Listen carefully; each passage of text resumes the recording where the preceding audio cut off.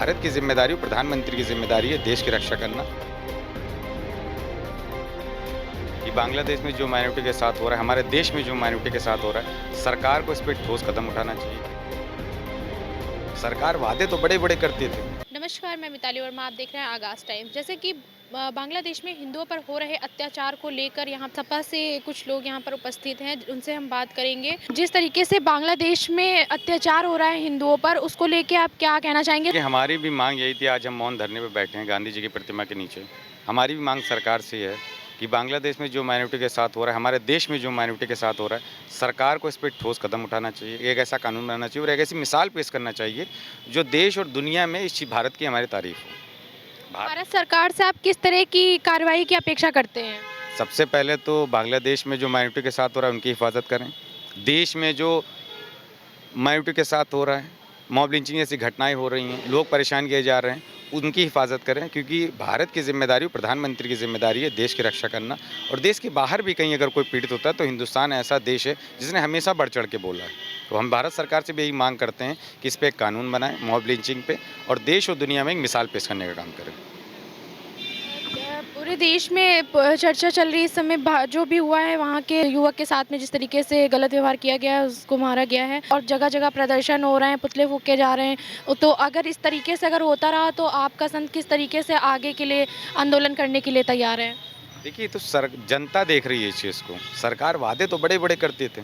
कभी कहती हिंदू खतरे में, कभी कहती हिंदुस्तान खतरे में। जब असल में हिंदू हमारा भाई खतरे में आए बांग्लादेश में, तो आज बैकफुट पे खड़े हैं। इनको आगे आना चाहिए था। हमारे माइनॉरिटी भाई, हिंदू भाइयों की हिफाजत करनी चाहिए थी। ये साफ इससे ज़ाहिर होता है कि सरकार करने कुछ नहीं वाली है, सिर्फ़ बातें करती है। हमारी माँग है इस चीज़ पे कि सरकार जल्द से जल्द कोई फ़ैसला ले। नहीं फ़ैसला लेती है तो हम लोग जो हमसे हो सकता है, हम वो करने का काम करेंगे। बांग्लादेश में जो माइनॉरिटी के साथ हो रहा है, हमारे देश में जो माइनॉरिटी के साथ हो रहा है, वो उससे कहीं न कहीं हमारा दिल बहुत दुखा है। हमारी मांग सरकार से ये है कि देश और दुनिया में कहीं भी माइनॉरिटी के साथ अगर कुछ होता है, तो भारत को आगे आना चाहिए। क्योंकि भारत का इतिहास भी है कि भारत कभी जो लोग अन्याय करते हैं उनके साथ नहीं रहता, हमेशा न्याय करने वालों के साथ रहता है, पीड़ितों के साथ रहता है। बांग्लादेश में जो हमारे माइनॉरिटी के साथ हो रहा है, इसके लिए हमने भारत सरकार से मांग करी है। देश में जो माइनॉरिटी के साथ हो रहा है, इसके लिए हम भारत सरकार से मांग करते हैं कि ऐसा कानून बनाएं।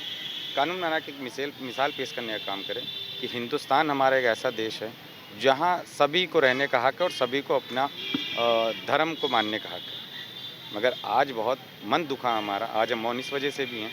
अभी आपने देखा होगा कि बलात्कारी जेल से बाहर था और हमारी बहन न्याय के लिए तरस रही थी।